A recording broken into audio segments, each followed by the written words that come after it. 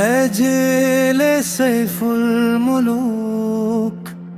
تو حسن کی ایک داستان، تیرے شفاف پانی میں چھپا قدرت کا ایک جہاں، برف پوش پہاڑوں کی چھاؤں، نیلا نیلا آسمان،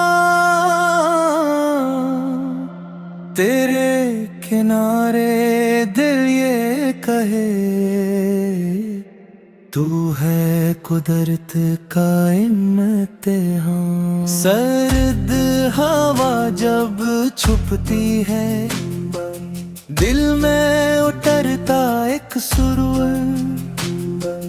چاندنی تیری لہروں پر بکھیرے نور ہی نور،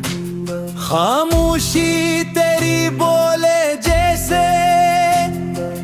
کوئی پراسرار فسون،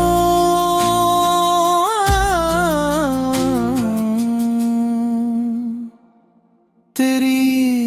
گود میں بیٹھا انسان بھولے دنیا کا غرور۔